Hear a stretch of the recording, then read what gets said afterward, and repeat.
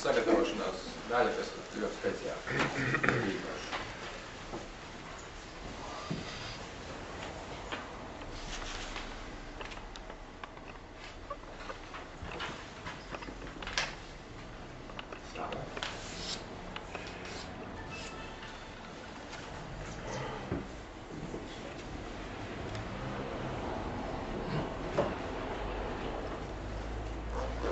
This one's new. I'm just using it now for the second time.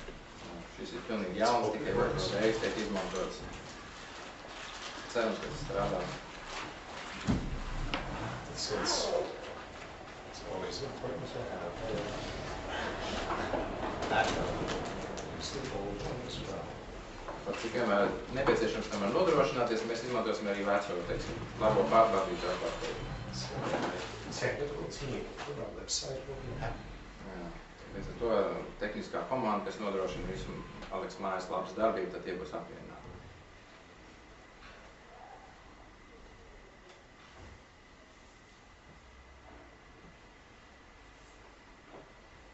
Okay. Notes.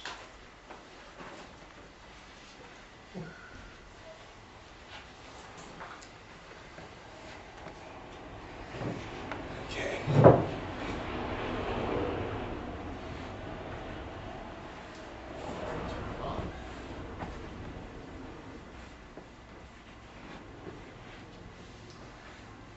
This evening, we are beginning a course on the healthy development of the self through the Lamrim graded stages.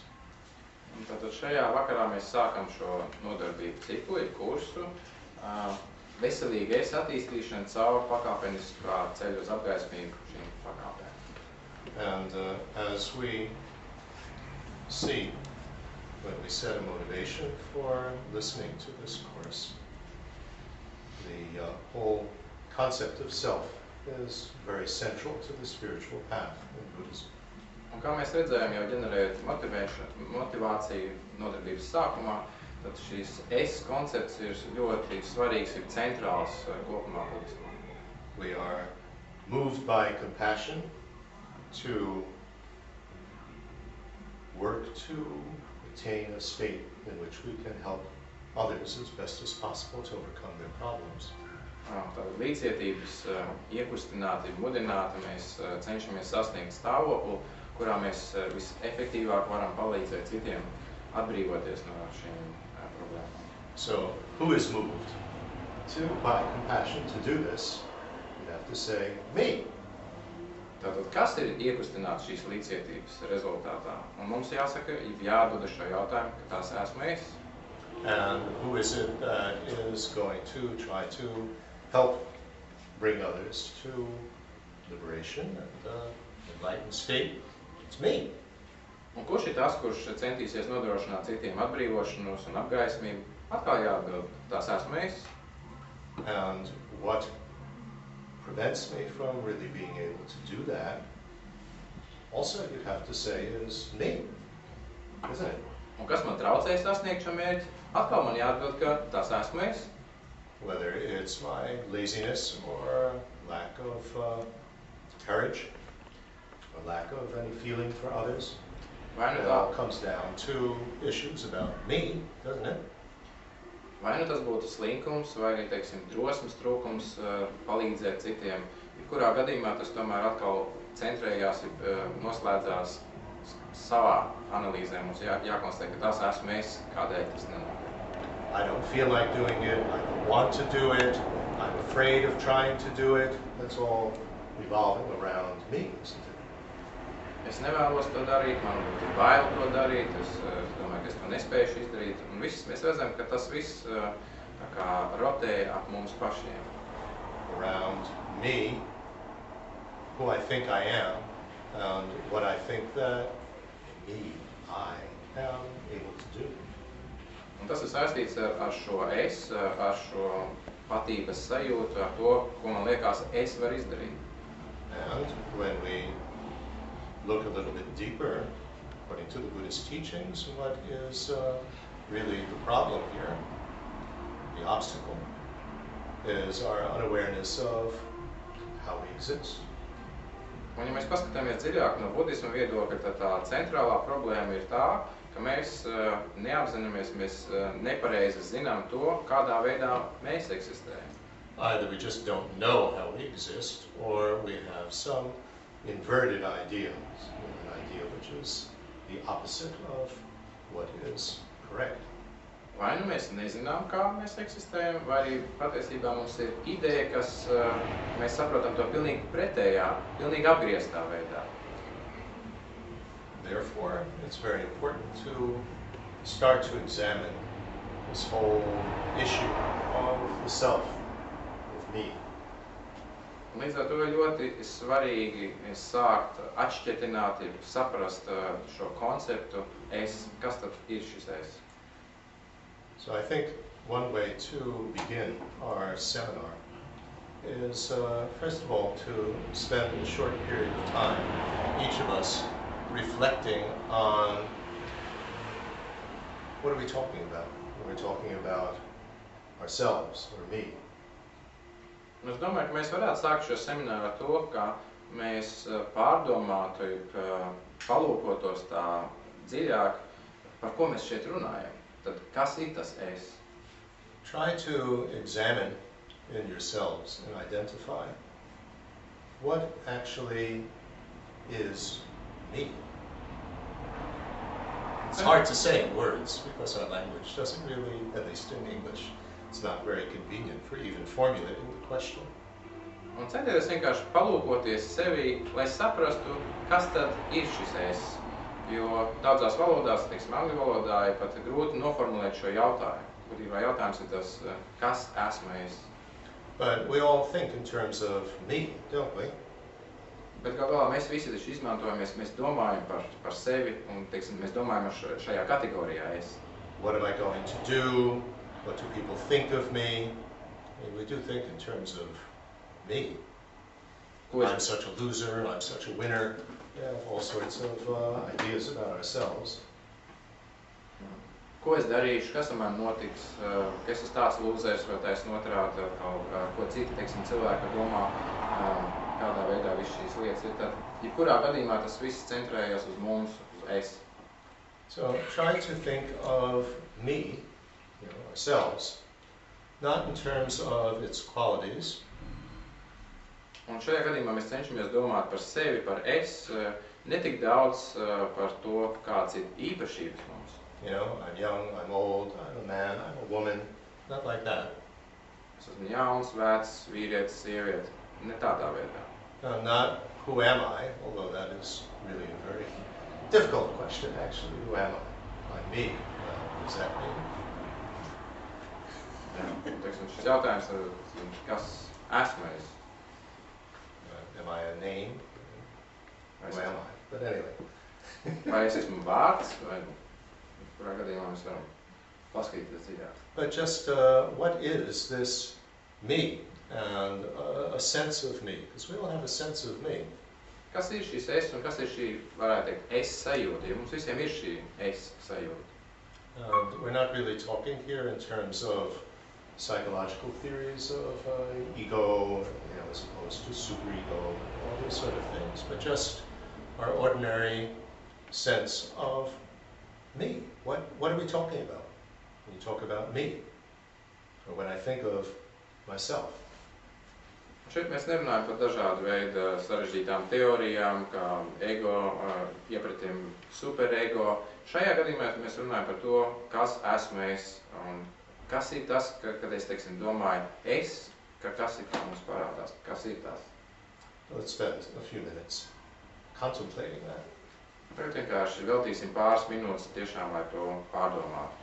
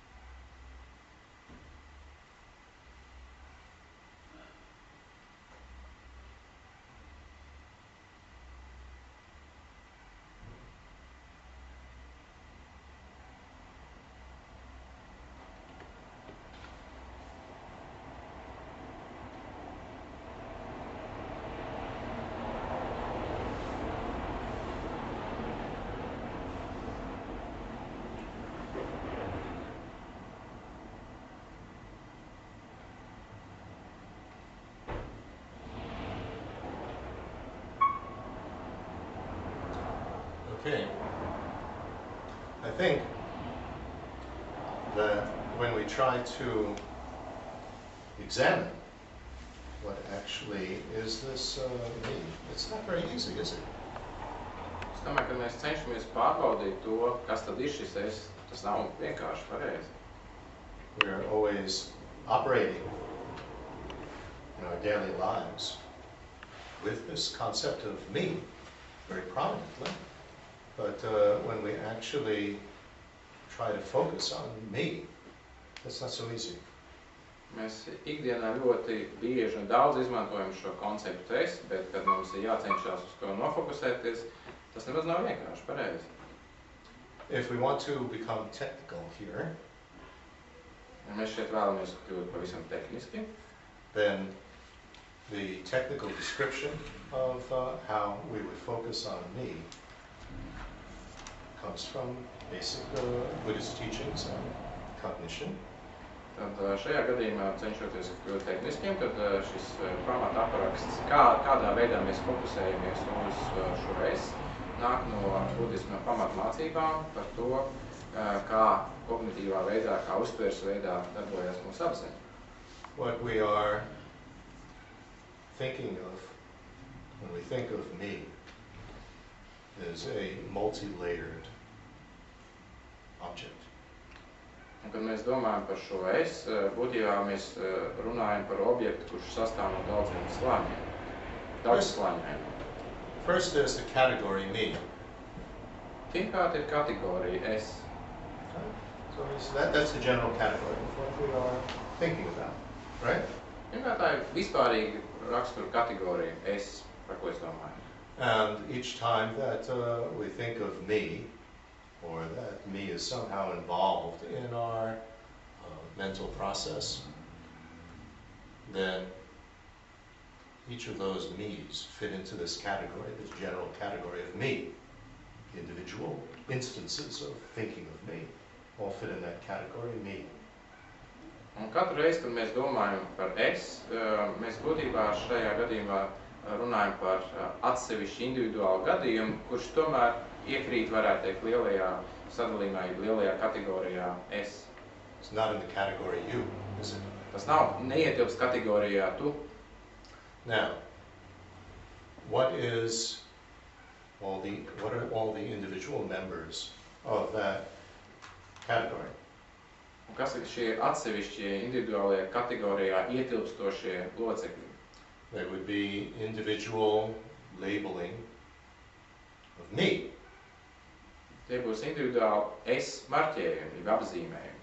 And that me would be labeled on some basis in what's known as our aggregates, the aggregate factors that make up our experience. Un šis es, viņš tiek tā kā marķēts, apzīmēts, ir pielietots attiecībā uz mūsu, vispār zinām, to sauc par agregātiem, šo agregātu bāzes. So it could be a form of physical phenomenon. Tā būtu fiziska fenomena forma. Could be what our body looks like. Tas varbūt, teiksim, tas, kā izskatās mūsu ķermenis. It could be some physical sensation that we are feeling, like in our stomach. Tā būtu fiziska rakstura sajūta, ko mēs sajūtam, piemēram, mūsu vēderā. Domājot, piemēram, es esmu izsalcis. It could be the sound of our voice. Tā būtu mūsu balss skaņa. It could be mental sounds, like when we're thinking me, or the voice that's going on, seemingly is going on in our heads. Un tā būtu arī mentāla skaņa, teiksim, situācijā, kad mēs domājam es, piemēram, mēs šī mūsu galvā skanošā balstiņa, kur patiesībā tu neskan, bet mums tā šis mentālā parādās. But what that me is labeled onto, called me, could also be our consciousness, could be some feeling of happiness, unhappiness, it could be some emotion.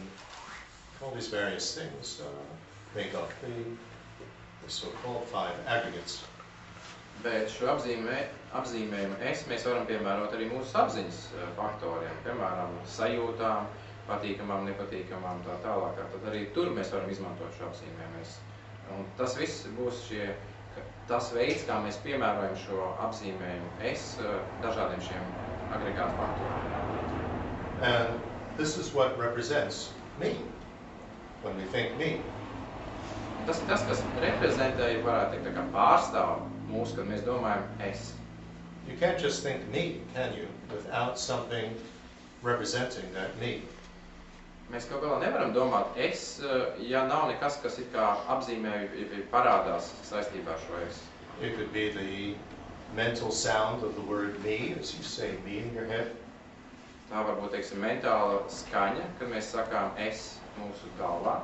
It could be the image of ourselves in a mirror when we look at ourselves. Me, that's me. Un tas arī varbūt mūsu attēls spogulī, un mēs uz to norādām un sakām es.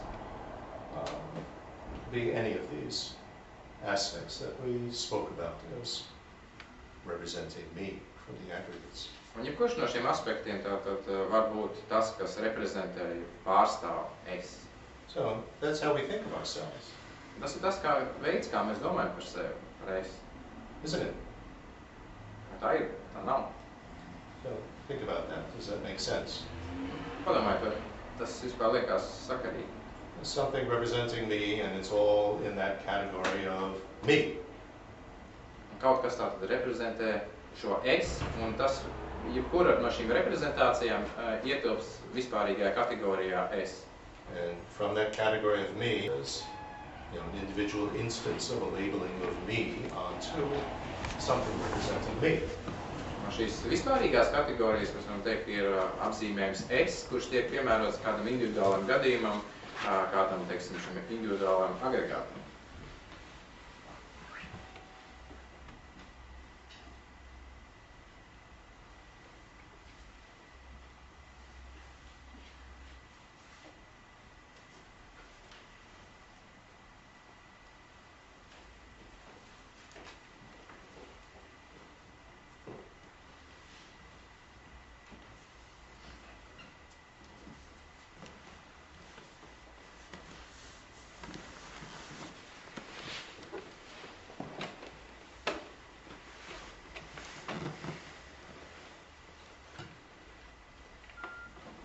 Okay, you follow that so far. Tik tālu ir skaidrs visiem, viss seko. Now, that me, that, each time me is being labeled onto something representing me, that exists in a certain way, doesn't it? Šis es, kas katru reizi tiek apzīmēts uz kaut kādu agregātu bāzi, viņš eksistē kaut kādā noteiktā veidā pareizi. And when we think of that me, our consciousness will consider it in one way or another in terms of how it exists. Un, kad mēs domājam par šo es, mūsu apziņa domās par šo es, varētu teikt, vienā veidā vai citā veidā. If it considers it correctly, what's so-called correct consideration, then it's accurate. This is how I exist. And it's labeled on something representing me, or being able to think about me. Un, ja mēs What I domāsim, look like, my age, my name, whatever. un ja mēs par to domāsim pareizi, to varētu teikt, nosaukt par tādu pareizu uztveri, pareizu uzskatu, tad tas atbildīs realitātei. Un neatkarīgi no tā, uz kā bāzes, teiksim, šis apzīmējums tiks pielietots, vai tas ir mūsu vārds vai mūsu vecums, vienkārši šajā gadījumā viņš sakrīt ar realitāti, viņš ir pareizs.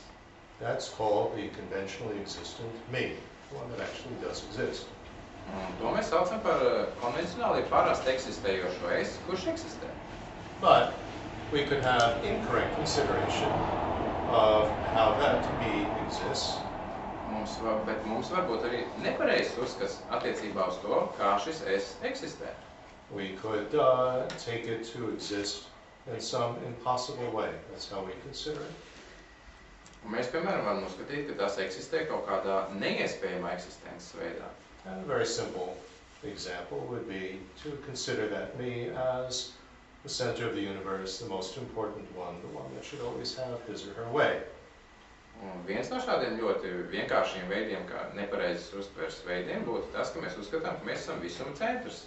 Un ka visam jānotiek saskaņā ar mūsu gribu, ar mūsu vajadzībām, mūsu vēlmēm. Conventional me, I am one of 7 billion people, no better, no worse than anybody else. We're all interconnected, everybody wants to be happy, nobody wants to be unhappy. We label that on whoever, whatever represents us. That's correct, that's conventional me. Teiksim, konvencionālais piemērs, ka mēs saprotam, ka mēs esam 1 no 7 miljārdiem cilvēku. Mēs neesam ne labāk, ne sliktāk par pārējiem, tāpat kā pārējiem mēs vēlamies būt laimīgi. Tas ir konvencionālais es, kurš eksistē, un šajā gadījumā mēs esam pareizi piemērojuši apzīmējumu es. But if we consider that me to be the most important one, really special, I should always have my way. Everybody should pay attention to me, what I think is important, and everybody in the world should know it through Facebook or Twitter. And then we label that on something that represents me, that's the false me. Bet savukārt, ja mēs izmantojam šo apzīmējumu es, domājot, ka mēs esam vissvarīgākais, mūsu viedoklis visiem ir jāzina, līdz ar to mēs caur Facebook un Twitter, teiksim, šo savu viedokli paužam, un līdz ar to mēs esam visuma centrs, tas būs nepareizs es apzīmējumu pielietošanas veids. That doesn't refer to anything real. It doesn't even correspond to anything real. There's a slight difference between those two. Tam pretī nav nekā reāla. Teiksim, šim uzskatāmiem redzējumiem nav pretī nekā reāla, kas varētu viņu balstīt. No need to get into that difference. It gets a little bit off the track of what we're discussing here. Šajā gadījumā mēs neiesim dziļāk šajā izpētes procesā, tāpēc tā neliek tā novirz no tēmas, ko mēs cenšamies attīstīt šajā. But in any case, the thing that is important here is to understand the distinction between the conventional me that does exist and the false me, the so-called me to self to be, that is to be refuted, that doesn't refer to anything. We can label it onto, my body, my age, my feelings, my opinion, etc. But it's not referring to anything real.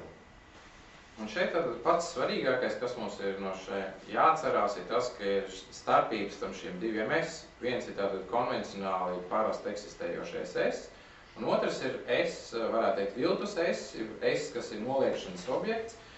Es pat neatkarīgi no tā, vai mēs viņu esam piemērojuši attiecībā uz mūsu vecumu, dzimumu, vēl kaut ko citu, teiksim, šāds es nepastāv, viņš neeksistē. So, in every case, what we are doing is we're labeling the conventional me, onto something that represents me. We're thinking about it, it's through the general category me. Tad, kas notiek, ir tas, ka mēs izmantojam šo apzīmējumu es, ko mēs piemērojam kādam no šiem agregātu faktoriem. Mēs varētu teikt, izmantojot šo vispārīgo kategoriju es. And we have either correct consideration or incorrect consideration of how I exist. Un mums var būt vai nu pareizs, vai nepareizs redzējums attiecībā uz to, kā šis es eksistē. With one, the correct consideration, we're thinking in terms of conventional me. With the incorrect consideration, we're thinking in terms of the false me that doesn't exist.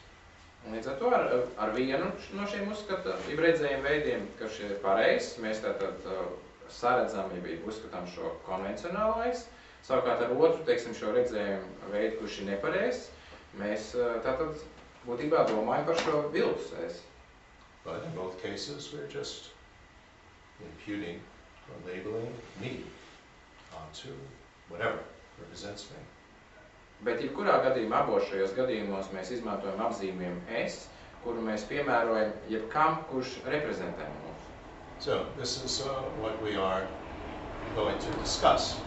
How you develop a healthy sense of me, which is to think of ourselves in terms of the conventional me, and how we rid ourselves of this inflated me, inflated self, with which we identify, we think of ourselves in terms of that false me.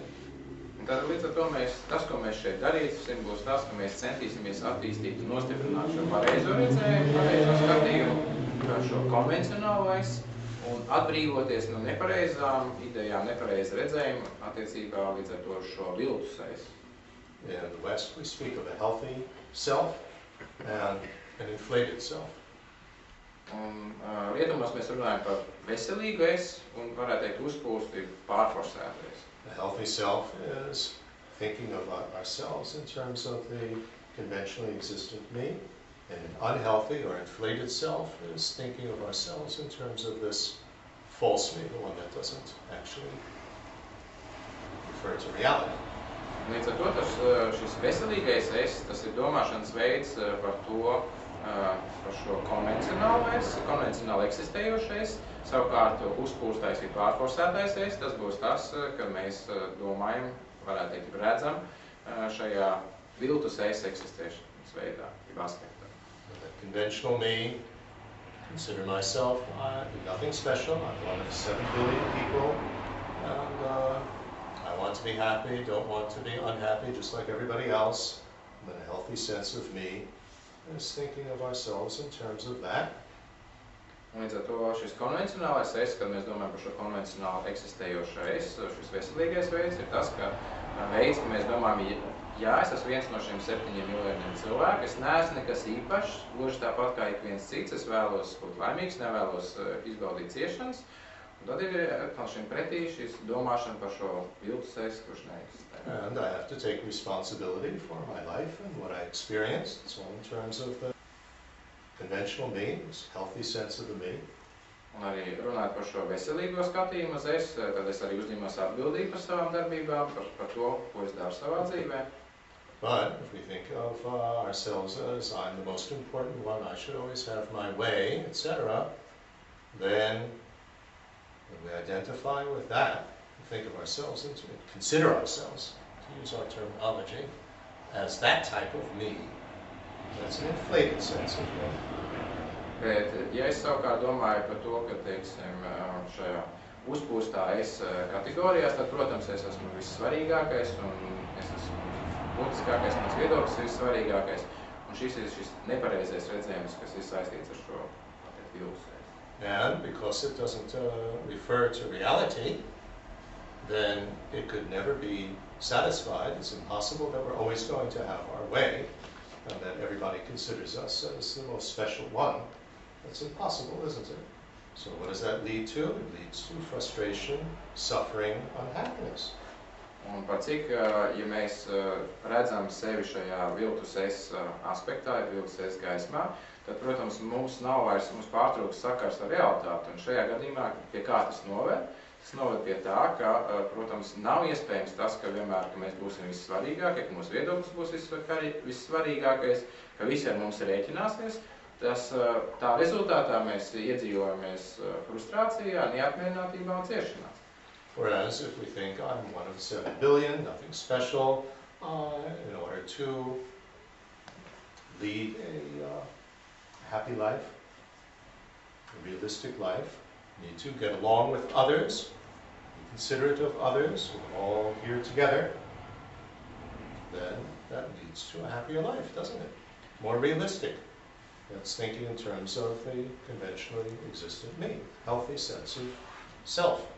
Savukārt, ja mēs domājam saskaņā, ja redzam sevi šajā konvencionāli eksistējošā es aspektā, tad viens no 7 miljārdiem, nekas īpašs, tad līdz ar to arī mēs arī saprotam, ka mēs esam miedarbībā ar pārējiem, un līdz ar to arī mēs veidojam labākas attiecības, un tā rezultātā mums ir labāka, laimīgāka dzīve. Okay, so please reflect on that, because I think it's important for our seminar to understand this distinction between the conventionally existent me, the one that actually does exist, and the one that doesn't exist, the false, inflated me. Mums pārdomājot šo starpību starp konvencionāli eksistējošo veselīgo es uztveri un starpību starp šo un šo viltus es, uzpūsto es. Ir ļoti svarīgi apzināties šo atšķirību un saprast.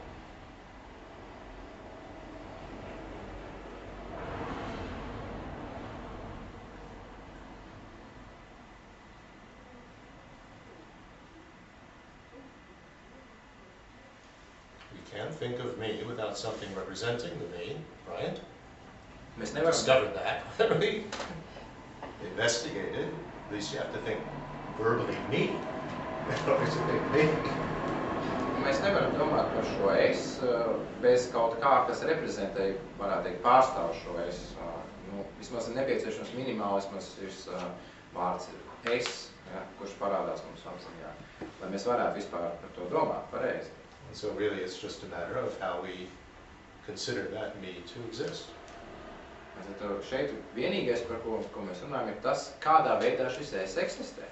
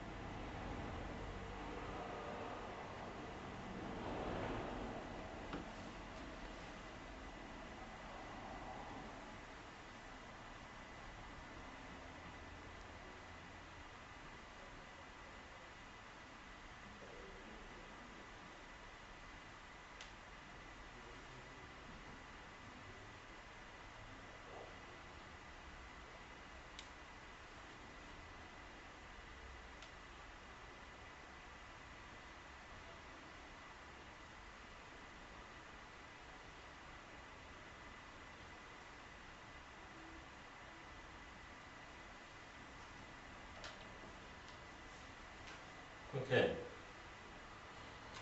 Now,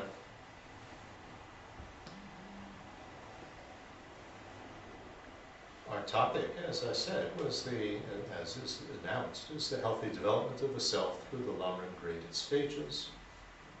Atkārtojot, šīs mūsu semināra tēma ir veselīga es attīstīšana caur pakāpeniskā ceļa uz apgaismīgu šīm pakāpēm. And although there can be what I call Dharma light Lamrim, which is these graded stages just in terms of this lifetime. Lai ir iespējams arī šis saucamais Dharma light, vieglās dharmas versija attiecībā uz Lamrim, līdz ar to redzot visu šo attīstību tikai vienas dzīves ietvaros. The full training of Lamrim is what we would call real thing Lamrim. Un pilna, teiksim, šī Lamrim prakse būtu, varētu teikt, nu tāda reālā lieta, ja, īstā lieta. And the real thing assumes the existence of past and future lives with no beginning. Un šī, lai mēs varētu paskatīties šajā īstajā skatījumā, jau tādā nopietnākā skatījumā, tad tur ir bāzes pieņēmums attiecībā uz to, ka ir bijušas nebeidzamas pārdzimšanas, būtībā bez sākuma. What does that imply? Un ko tas nozīmē? That implies that the self, me, I am eternal.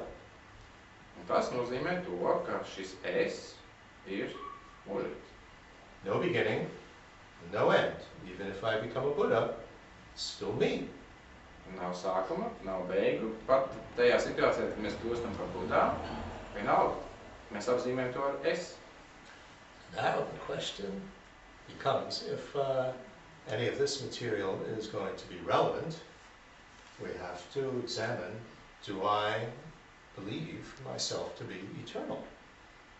Un līdz ar to, lai šis jautājuma loks vispār mums kļūtu svarīgs, būtisks, ir tas, vai mēs uzskatām, ka mēs esam mūžīgi. Ka es ir mūžīgs. Do we? Think about it. Nu, vai mēs tā domājam? Padomājam.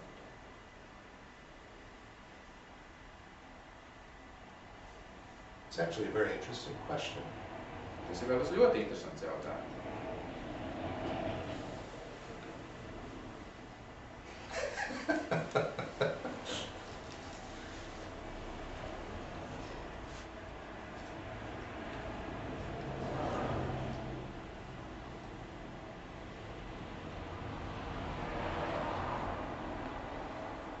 In fact, it often becomes the case that I don't even want to think about not being eternal.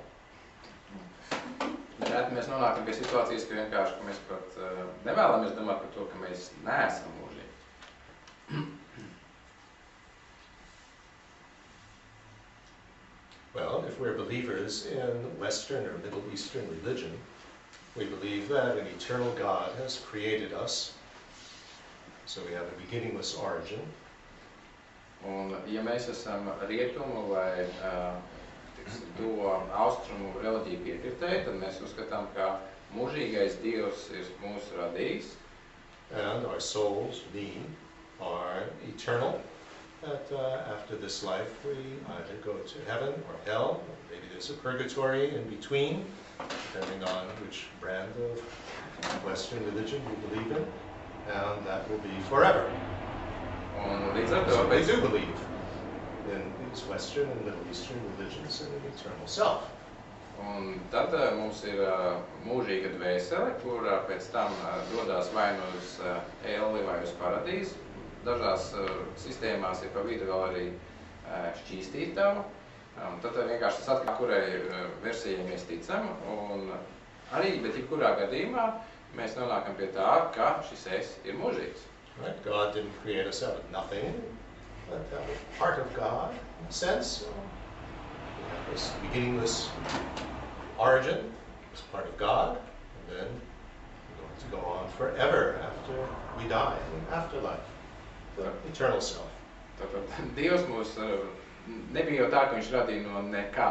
Dievs radīja tātad mūs kā no sevis, un Dievam nav sākuma, līdz ar to mums ir, teiksim, atkal mums nav sākuma īsti, un pat cik šī dvēsele ir mūžīga, tad arī tad faktiski mums nav beigu, līdz ar to mēs esam mūžīgi, arī šajā sistēmā. But what if we are non-believers? Bet ko darīt tad, ja mēs esam neticīgie? Which I believe you have a long tradition of here in Latvia. Jā, kur mēs šeit Latvijā varētu būt pietiekoši labi attīstīta ilgstoša tradīcija. Maybe not a long tradition, but at least a tradition from the last century. Well established. Well established. Jā, varbūt mums nav viņa pārāk gara, bet mums ir, teiksim, tomēr vismaz no pagājušā gadsimta sākuma, tas varētu būt. Jā. So, what do we believe then? If we are a non-believer in, creation by God and eternal hell or damnation in hell, eternal heaven or damnation in hell. Tad kam mēs What do we ticam? think? Tad kam mēs ticam, ko mēs domājam situācijā, ja mēs neticam, teiksim, šai Dieva radītajai dvēselē, ja mēs neticam mūžīgai ellei vai paradīzē? If you are a non-believer, examine that question. Ja Where did you come from and where do you go? It sounds like a song, doesn't it? Un ja mēs esam šie neticīgie, tad mums ir jāizpēta tas, ir jāizanalizē tas, no kurienes tad mēs nākam un kur mēs nonāksim. Izklausās gluži kā dziesma.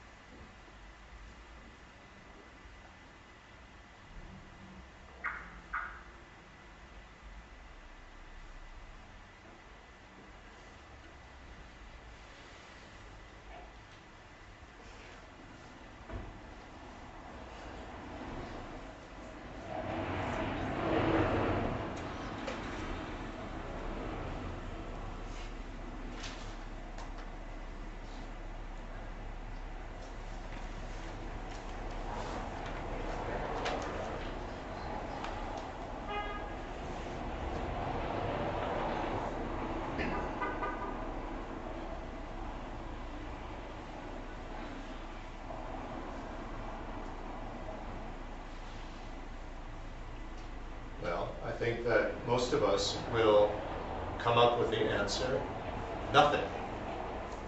We came from nothing and we return to nothing. Un līdz ar to varbūt lielākā tiesa no mums nonāks pie secinājuma par tādu neesamību, varētu teikt.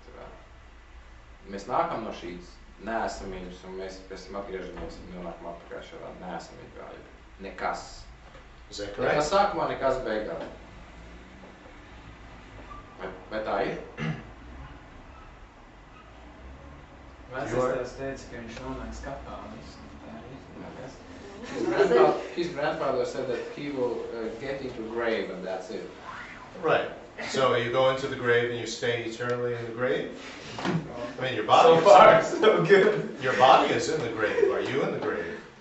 Un šis jautājums tātad par vecstāvu, teiksim, kapā, vai ne jautājums, tad jūs esat kapā uz mūžīgi? Jūs ķermenis ir kapā, vai jūs esat kapā? I'm in the grave and I am dead. Well, I am dead implies there's still me. And what is the characteristic or phase that me is in? The phase is in death phase. You analyze that. Nu, ja mēs pāranalizējam, ja, tātad, ja es esmu miris, ja, tātad, ja es esmu kapā, tad es esmu miris. Un ja es esmu miris, tad tomēr ir es, vai ne? Think logically about that statement. I am dead. That's present tense, isn't it?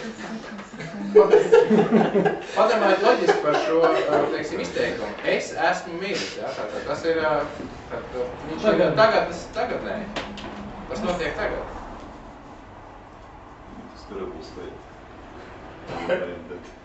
That's a terrible fate. What does that mean? That there is sort of this me still existing in the big nothing.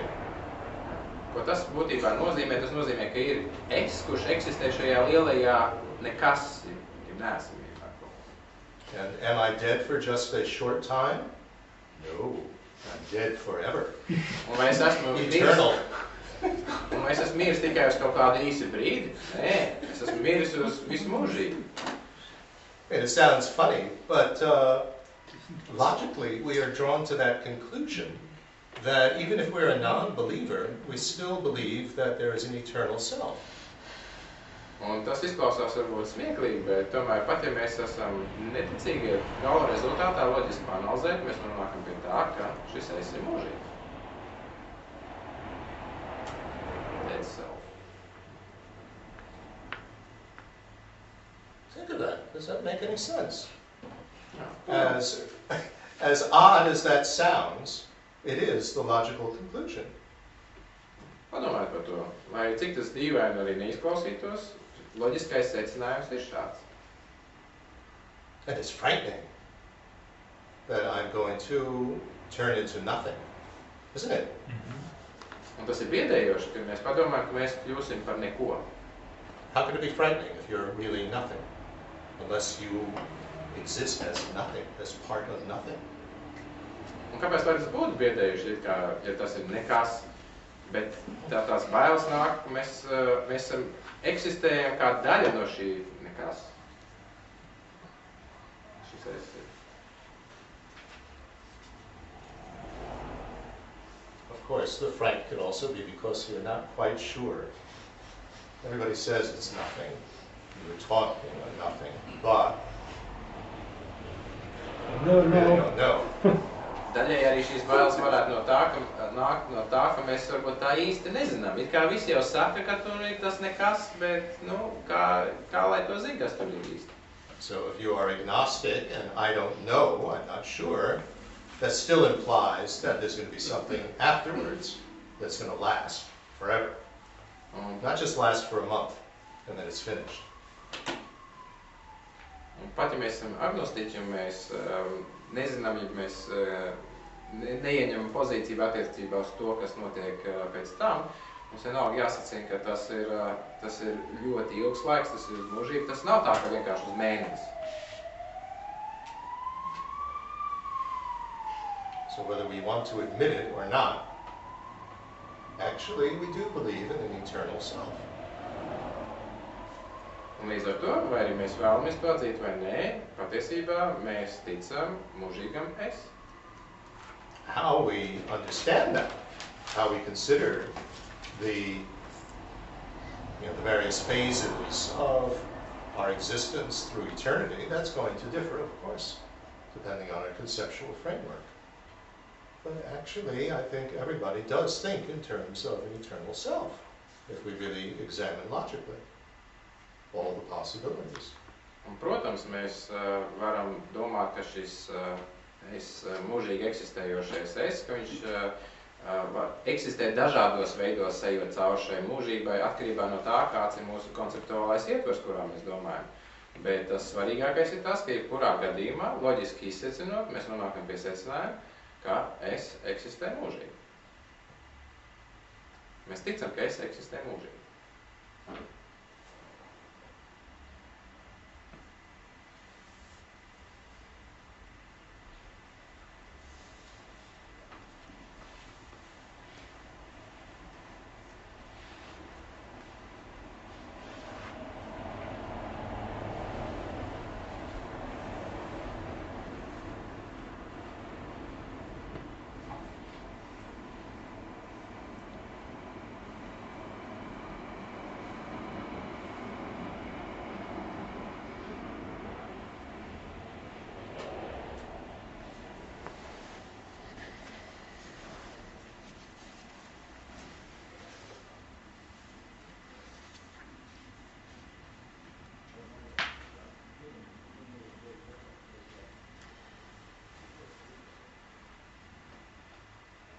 So, beginningless rebirth, in the Buddhist sense, is just one variant of the theme of the eternal self, for which this life is just one episode. But regardless of how we think of eternal life, this one life now is just an episode, a part of that. Un budistu versija attiecībā uz šīm pārdzimšanām bez sākuma ir viena no šījām, kā mēs varam lūkoties uz šo mūžīgi eksistējošo es. Un līdz ar to arī mēs varam teikt, ka šī individuālā dzīve, šī konkrētā dzīve tikai viena epizode šajā garajā es mūžīgajā pastāvēšanas laikā. We don't remember me in a previous life, or any previous lives, for most of us, and we don't know me in future lives, but that's not so surprising.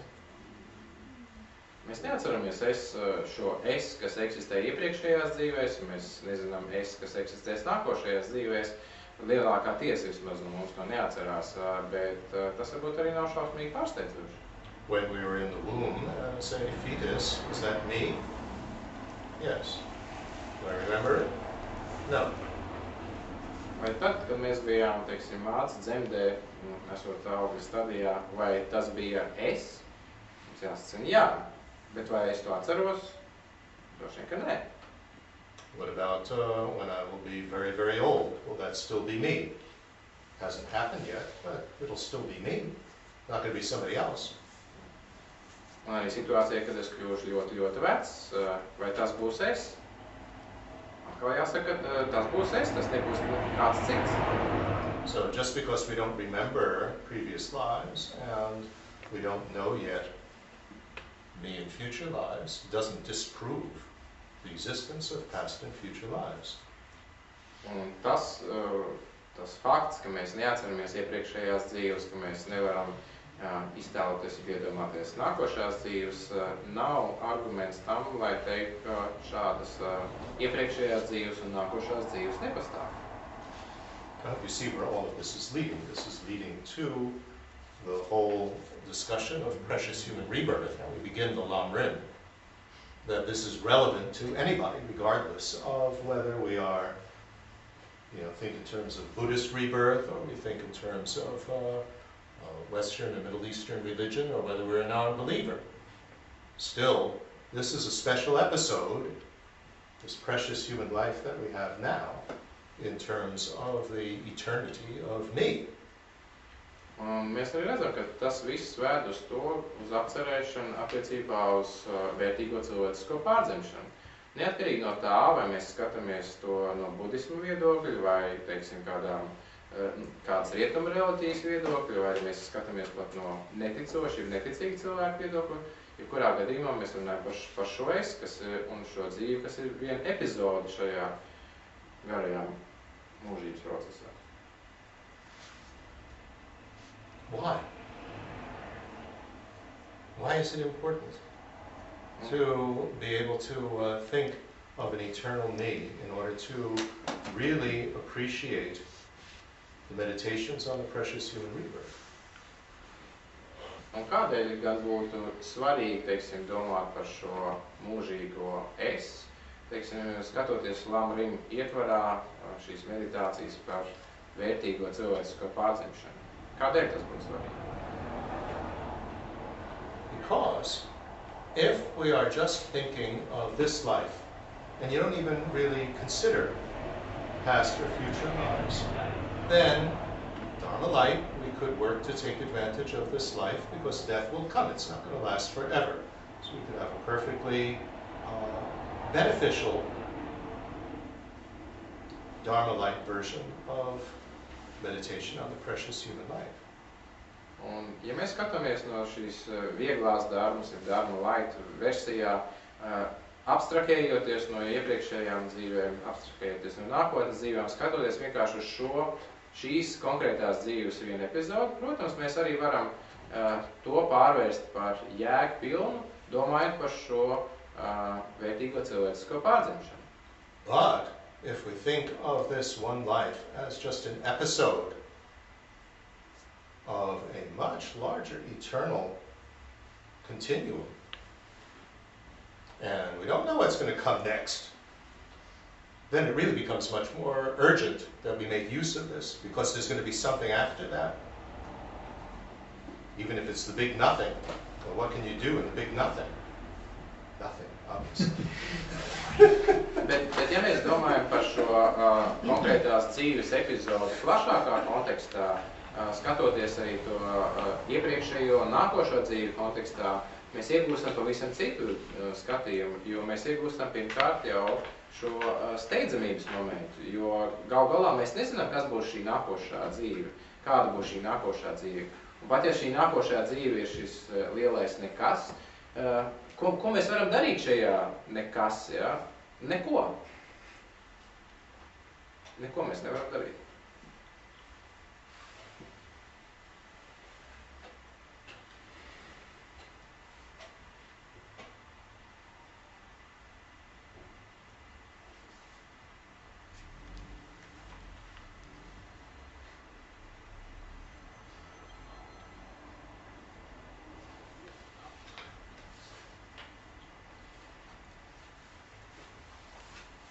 I should mention that there is another perfectly valid, extremely helpful Dharma Light consequence of this discussion. Man, protams, būtu arī jāpiezīmē, ka ir vēl viena sekas, kas izriet no šīs vieglās dharmas, ir Dharma Light versijas. Which is that this is another variant of eternity. And that variant is that we can think of our family descendants going on in the future, or even if we don't have children, our legacy, our memory, that this will go on into the future, and we hope that that will last. Un tas veids, kādā mēs varam palūkoties no šīs Dharma Light viedokļa, ir tas, ka mēs varam domāt par mūsu bērniem, kas turpinās tālāk, ja arī mēs nedomājam par mūsu bērniem, mūsu tālākiem, teiksim, šiem. Ka mēs varam domāt par to, teiksim, mantojumu, teiksim, to mūsu vērtību, ko mēs tā kā nododam tālāk, kas ceļos tālāk uz priekšu. So we could think in terms of, I want to use this precious human life so that I don't leave a mess behind me for my children and my students and people who work for me, people in my society, and people in the future, I mess up the environment, etc. We could think in terms of that, so I want to use this precious human life now to ensure that I leave a good legacy. Un šajā situācijā mēs varam domāt par to, ka mēs neatstājam sevi uz kaut kādu haosu un nekārtību saviem bērniem, saviem studentiem, saviem, teiksim, sekotājiem, saviem kolēģiem, savai sabiedrībai, kurā es darbojos, ka es nepiecūkāju apkārtējo vidi. Tas arī, teiksim, šis veids, kā mēs varam paskatīties, tas ir tas mantojums, ko mēs tā kā nododam tālāk. But who are we kidding? in terms of how important is it to me in, what people in the future are going to experience in comparison to the importance that I attach to what I will experience in the future. I will experience, for most of us, unless we are super spiritually developed, is far more urgent than what those in the future will experience. Bet ko gan mēs šeit mānam, jo kā galā mēs salīdzinām to svarīguma līmeni, ko mēs piešķiram attiecībā uz to, ko citi pieredzēs tur tālāk nākotnē, ko mēs citiem būsim atstājuši, attiecībā pret to, ko pieredzēsim tā kā mēs paši nākotnē. Un parasti mums ir vienmēr tas, mūsu šis pašs svarīgums vienmēr ir daudz būtiskāks nekā citu, teiksim, tās izjūtas un pieredzes. Think about that. If I leave a mess, and somebody else is going to have to clean it up, compare how you regard that with I make a mess and I have to clean it up. Which one gives us more urgency in terms of not making a mess? Ja mēs vienkārši domājam tādā kategorijā, ka mēs atstājamies sevis nekārtību, ja? Viena lieta, ja mēs iedomājamies, ka, teiksim, mēs atstājamies sevis nekārtību, ko kādam būs jāsavāc. Un otra lieta, teiksim, ka mēs iedomājamies, ka mēs atstājamies sevis nekārtību, kur mums pašiem būs jāsavāc. Vai ir šeit starpība? Mēs sajūtam šo starpību.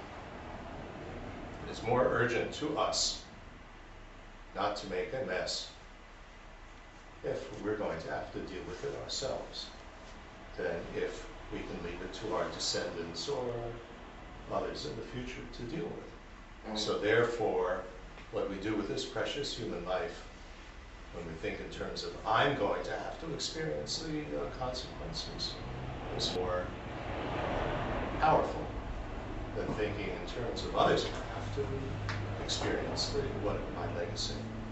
Un mums šis steidzamības līmenis būs daudz augstāks situācijā, kad mēs zinām, ka mums pašiem būs jānovēršas mums atstātā nekārtība. Un līdzīgā veidā arī domājot par šīm nākotnes dzīvēm, ja mēs domājam par to, ka mums pašiem būs jāizcieš un jāizbauda šīs sekas, tad tas mums kļūst daudz spēcīgāka ietekme, salīdzinot pret to, ka mēs domājam vienkārši, ka mēs atstājam kaut kādu mantojumu, kas būs jāizbauda, jāizcieš, teiksim, citiem. And that's perfectly proper. And that's perfect, okay. That's correct. It's a healthy sense of me that I am responsible for what I do, what I make of my life, because I will have to experience the results. That's quite a healthy attitude. Un tā ir veselīga attieksme.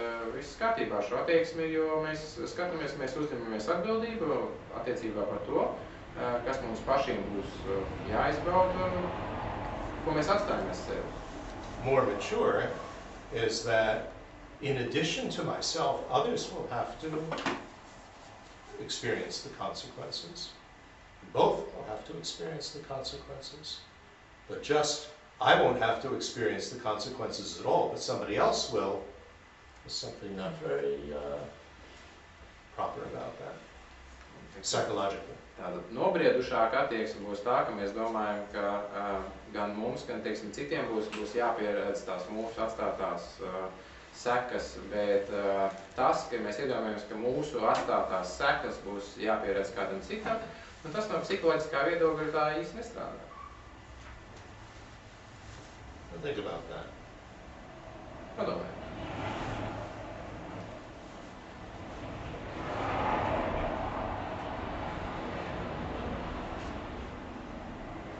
What we're thinking about is the importance and helpfulness of thinking in terms of an eternal me, regardless of how we conceive of that eternity, for appreciating the precious human life that we have now. If we think that, well, there's something after that as well. This is just one episode. Šeit mēs redzam to nozīmīgumu, kas izriet no pārdomāšanas attiecībā uz mūsu vērtīgo cilvēcisko pārdzimšanu. Mēs skatāmies šajā plašākajā mūžību skatījumā, kur viena dzīve tikai viena epizode šajā garajā procesā.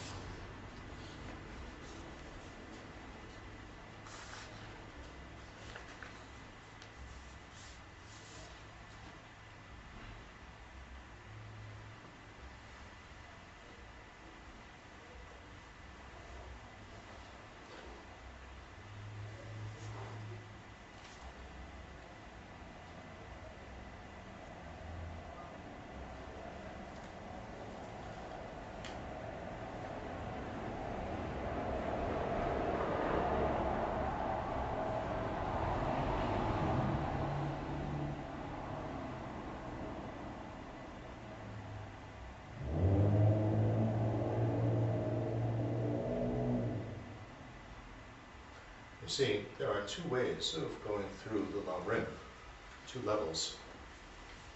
Redziet, ka ir divi veidi, kā mēs varam iet caur Lam Rim, divi līmeņi. I'm talking about going through real thing Lam Rim. Going through Dharma Light Lam Rim is yet another variant. Un mēs redzējām, ka iešana caur šim Lam Rim tajā vieglajā versijā, tas ir viens no variantiem, bet mēs šeit iesim, varētu teikt, šeit pilnīgai, nopietnākajai versijai. But to go through real thing Lam Rim is basically in the realm of what His Holiness the Dalai Lama calls Buddhist science, Buddhist philosophy, not necessarily Buddhist religion. So that means that one can go through the Lam Rim, or at least the beginning of the Lam Rim, not as a Buddhist believer. You don't start as a Buddhist believer, do you? One would start just as a general person, whatever past beliefs that we have. But the point that I'm trying to make is that if we really examine, we do believe in an eternal self. And that is, I think, the main criterion for doing Dharma, the real thing Dharma. Un šajā gadījumā mēs skatāmies no reālās, teiksim, šīs nopietnākās pieejas Lam Rim. Šajā tad skatījumā mēs varam pieiet no tā viedokļa, kā viņa svētība Dalai Lama sauc no budisma psiholoģijas, no budisma zinātnes un filozofijas viedokļa. Nebūtu mums nav jāpieiet no, teiksim, budisma reliģijas viedokļa. Respektīvi, mums nav jābūt ticētājiem, ticošiem budisma ietveros, kad mēs sākam šo Lam Rim caurskatīšanu. Mums pietiek ar to, ka mēs esam, var teikt, normāli pārasta persona ar kaut kādiem saviem uzskatiem, kāda no viņi ir tajā brīdī.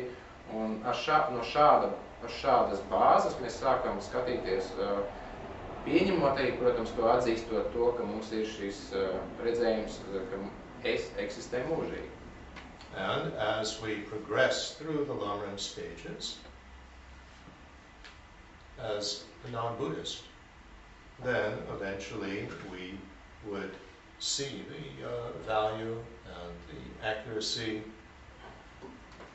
and correctness of the Buddhist view of reality. Then we actually accept the Buddhist path. Un tad cerams, ka mēs ejot cauri šiem Lam Rim pakāpēm, mēs ejot cauri pie tam kā neticošai personai, mēs pakāpeniski pārliecinamies secīgi, ka šīs lietas atbilst realitātei, un līdz ar to tas nostiprina mūsu pārliecību, rada mums šo pārliecību iet budismu tā. Right, where we bring in the correct view may vary along the graded stages. We might bring it in at the time of refuge, what I call safe direction. You have to really understand the Four Noble Truths in order to have any sort of confidence in what the Buddha taught and what the Buddha attained. To understand the Four Noble Truths, you have to understand avoidance, reality, the true path. So it could come in there, or it could come in the intermediate scope or the advanced scope. So people will vary.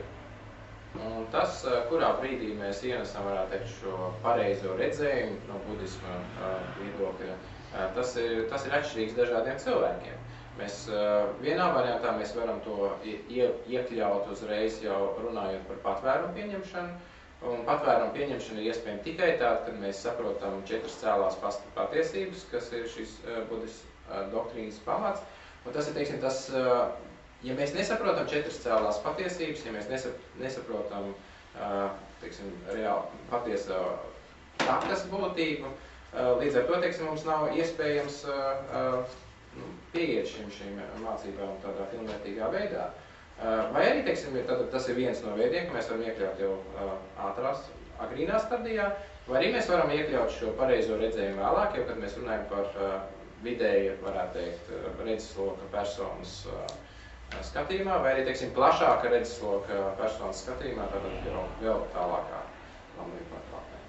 On the initial scope, if we're doing real thing lamrim in this first variant, which we start not as a Buddhist, then we would just presume that the Four Noble Truths are correct. We're not certain about it. We don't really know based on logic and inference, let alone experience. We presume that it's true.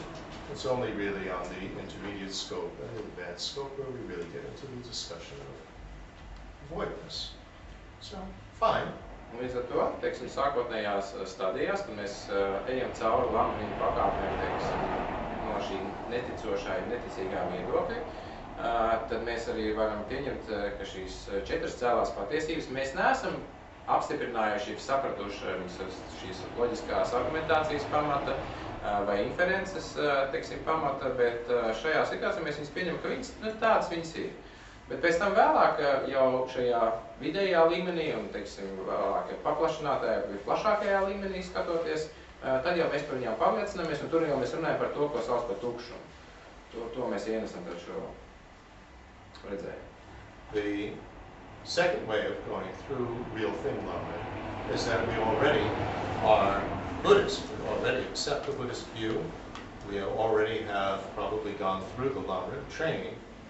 Now you go back, which is very, very important, and go through the whole procedure of the graded stages on the basis of being Mahayana. We're aiming for enlightenment.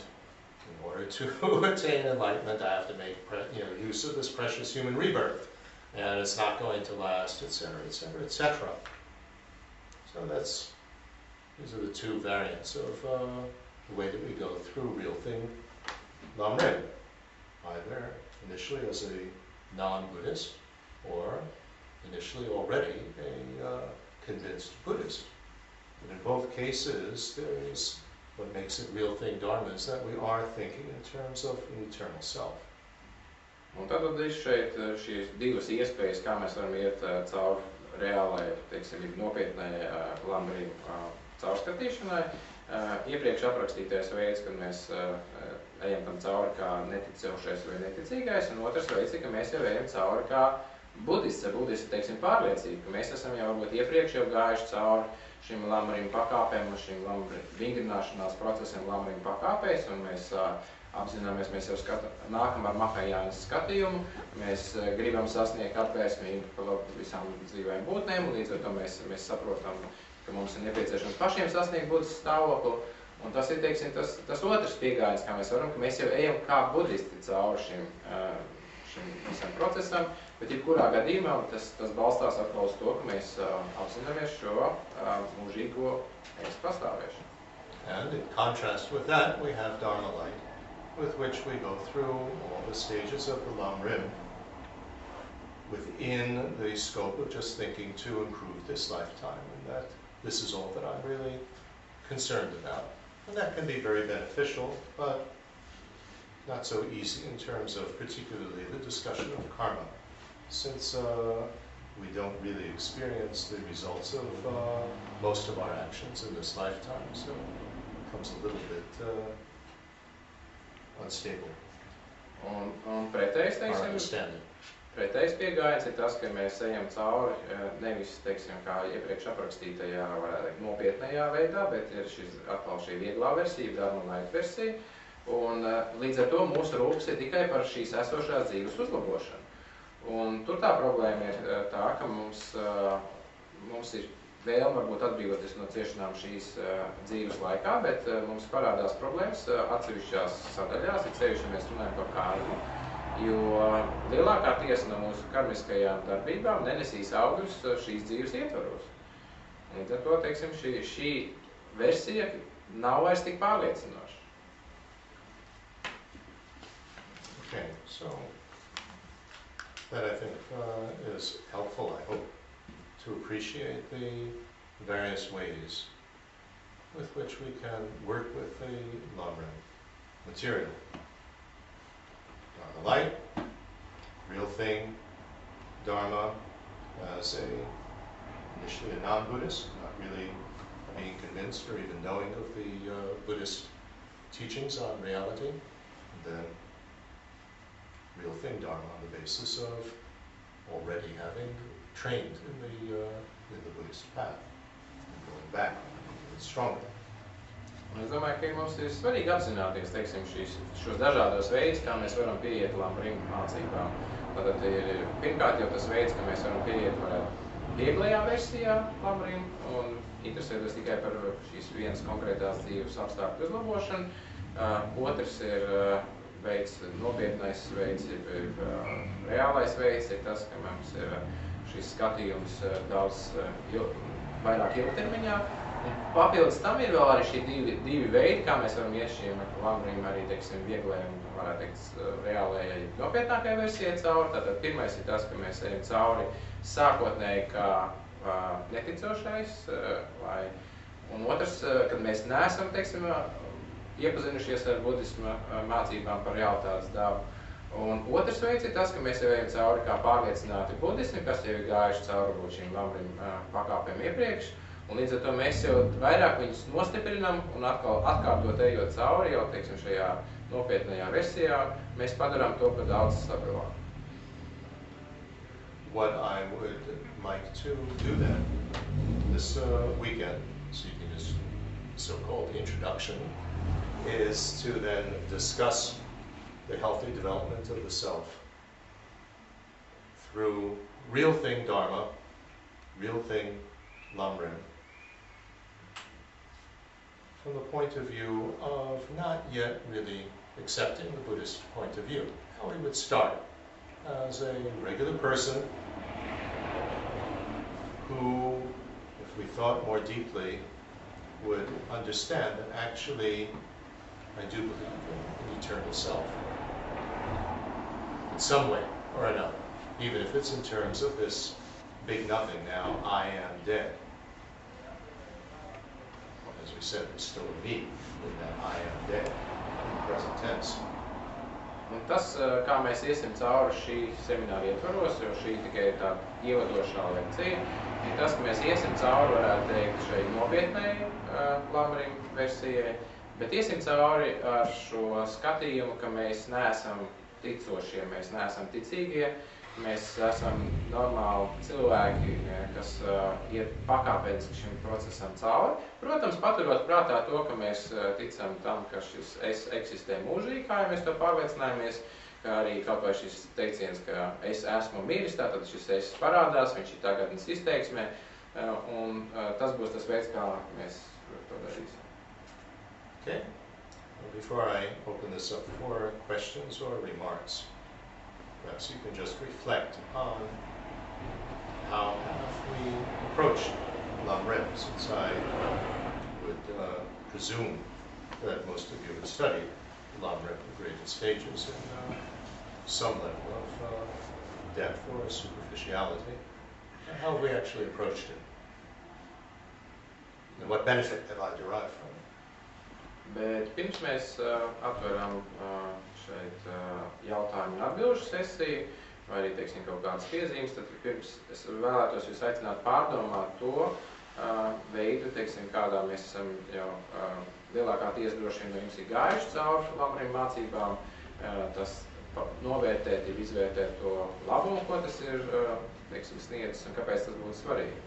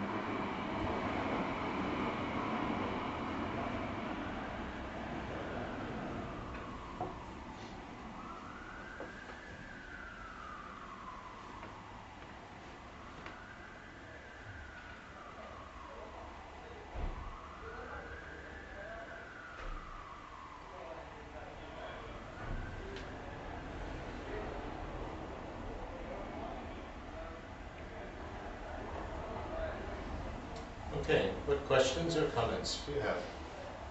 Kādi ir jautājumi vai komentāri?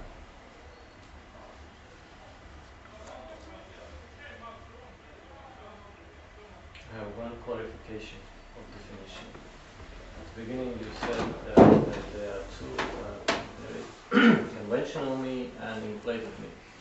Inflated me leads to suffering, and with this regard, how you would, where would sicknesses of the body would go? That would go conventional me or inflated me, because sicknesses create suffering as well. So, saying that the question regards how we understand the sickness of the body in terms of this division between conventional me and the false me, the inflated me. Where does that come about if we say that our suffering and problems come from thinking in terms of an inflated me? Tātad šeit Kārlim ir izzinošs dabas jautājums par to, kur mēs liekam slimības, jo slimības, vai tas attiecās uz konvencionālo es, vai tas attiecās uz šo uzpūsto pārforsēto es. Jo slimības mums rada ciešanas, un kā mums iepriekš tika minēts, mēs runājam par to, ka šis uzpūstais es ir tas, kas mums rada ciešanas, un, teiksim, konvencionālais es ir, teiksim, tas, kas ir saskaņā ar realitāti, un līdz ar to mums ir laimīga un mierīga dzīve, ja? Tā pareizi saprot. Well, first of all, who experienced the physical suffering of a sickness? It's the conventional me. Tad pirmkārtām, kurš tad izjūt šīs slimības ciešanas? Un tas ir šis konvencionālais es. The false me doesn't exist at all. Šis viltus es vispār neeksistē. We can have an incorrect consideration of the conventional me. And we think that that corresponds, refers to something real, but that's a false me. It's not referring to anything real. Mums, protams, varbūt šis nepareizs redzējums attiecībā uz šo konvencionāli eksistējošo es, ka mēs domājam, ka tas attiecās uz kaut ko reālu, bet patiesībā nav nekā pretī reāli šim redzējumam. So the false me can't experience anything. Līdz ar to viltus es nevar pieredzēt neko. However, we can experience a sickness and the suffering of sickness with a way of considering me that is incorrect. As in, poor me, I'm the victim, you know, nobody has it as bad as I do, all this sort of stuff. Why is this happening to me? All of that mental agony that can go with a sickness. Bet, protams, šīs ciešanas mēs varam uztvert arī nepareizā veidā, balstoties uz nepareizu redzējumu attiecībā uz mums pašiem, kurš varētu būt šis viltus es, šis uzpūstais es, kad es domāju, teiksim, tādās kategorijas, kāpēc tas ir uzkrītis man šīs ciešanas ir, nevienam nav tādas ciešanas kā man, un par ko man tas, un skatoties šādā veidā. But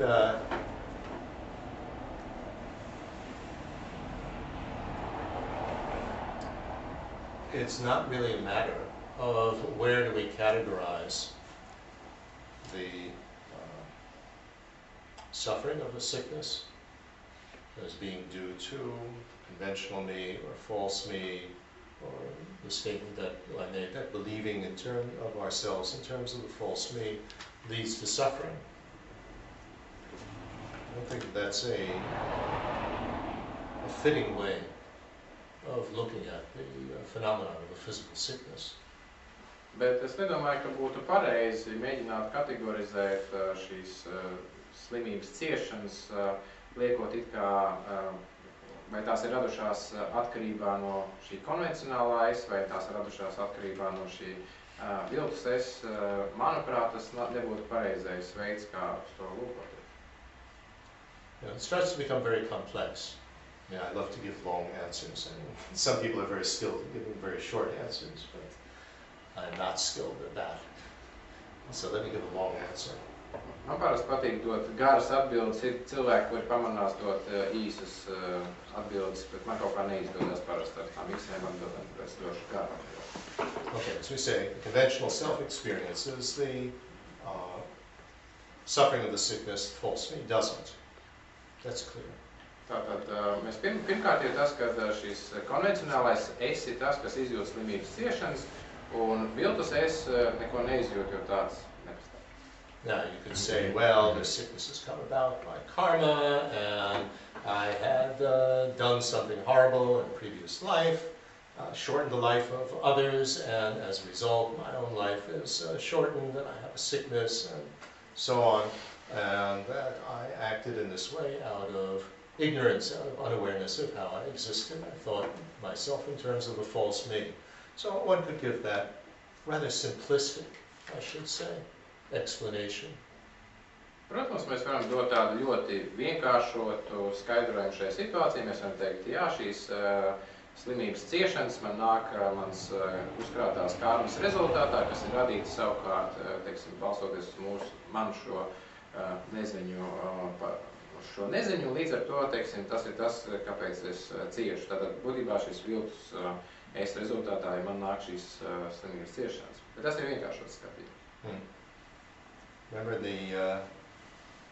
I had mentioned before we started the recording about Tsongkhapa's presentation of the objects for focus for developing shamatha, a stilled and settled state of mind. Atcerieties, es minēju par to, kāda veida objekti tiek piedāvāti cilvēkiem, lai sasniegtu koncentrētu prāta stāvokli, šamatu, kā tas ir minēts Lamas Tsongkhapas šajā sadaļā par šamats attīstīšanu.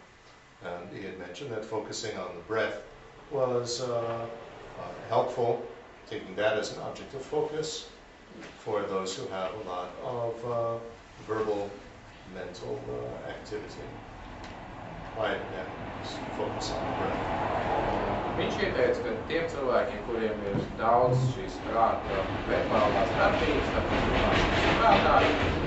fokusēšanās uz elpu, uz elpošanu ir tas, kas ļauj nomierināt, tas, kas ļauj fokusēt.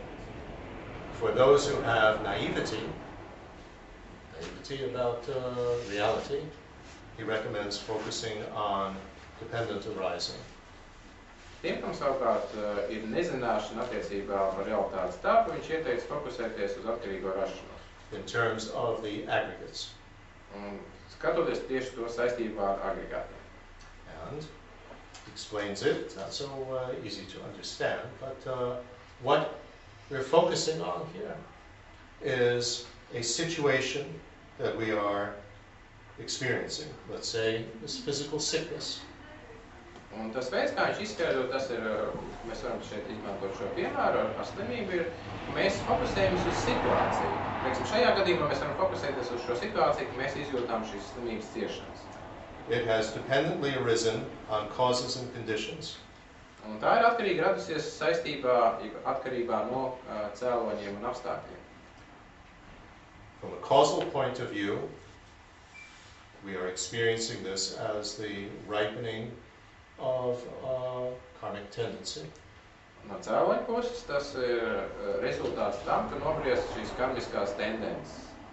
Well, let's say it in a more impersonal way. It's arising as a result of a karmic tendency. That would be the cause. Un mēs varam teikt tādā bezpersoniskākā veidā, ka tas ir vienkārši tā kā rašanās balstoties uz šīm karmiskām tendencēm. Šīs karmiskās tendences.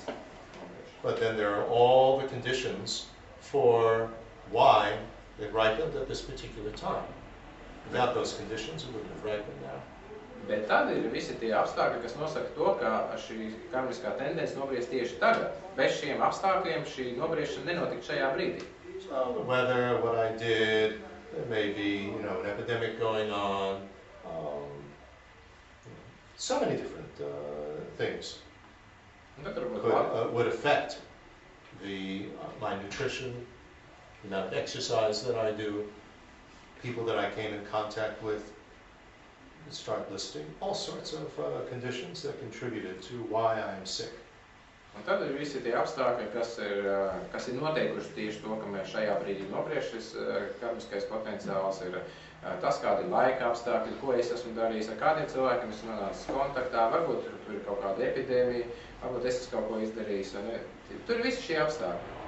And there are all the various causal factors that are involved with my emotional response in terms of my whole psychological background, and then of course everything that has affected that in terms of my family and my upbringing and etc. Why there is a certain amount of self-pity, why there is,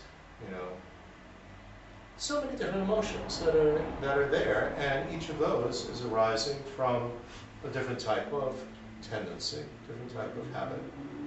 Un tad atkal mums jāņem vērā visi arī šie pārējie radošie faktori, cēloņu faktori, kas izriet kas nobriest no citām, teiksim, šīm tendencēm, kas ir saistīti ar mūsu emocionālo reakciju uz šo notiekošo, cik daudz mums ir, teiksim, pašnožēls, kāda ir bijis mūsu šī, teiksim, audzināšana un tā tālāk.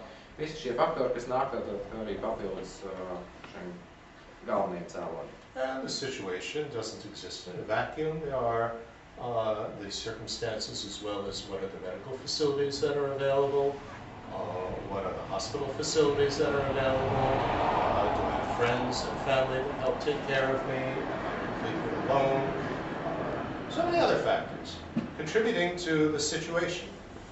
Un neviena situācija nenotiek vakumā, un līdz ar to šajā gadījumā mēs atkal varam runāt par to, kāda ir, teiksim, šī kopējā medicīniskās aprūpes sistēma, situācija, kādas ir slimnīcas, vai mēs esam vieni paši šajā situācijā, vai mums ir, teiksim, radinieki, kas mums palīdz tikt galā šo situāciju. Visi šie faktori arī nodrošina. So the karmic cause, previous type of action, also committed under a whole cluster of conditions and circumstances. There's only one part of this huge network of dependently arisen factors. Un līdz ar to arī šis kauzāli radošais atkal cēlonis ir galvenais cēlonis, kas ir mūsu darbība, kuras savukārt atkal ir veikta visu šo emociju, visu šo pārējo apstākļu savstarpēji miedarbību esošā tīkla rezultātā. Tad mēs redzam arī, ka patiesībā šī situācija ir ļoti kompleksa un ļoti, teiksim, daudz faktoru miedarbības rezultāts. And to attain shamatha, with this as your object, Tsongkhapa says, you just focus on the situation with your way of understanding it is that it has arisen from this huge complex of causes and conditions without there being a truly existent me who was the agent, the guilty one, who brought this about, and without a truly existent me who experiences the results, in other words, the victim, poor me.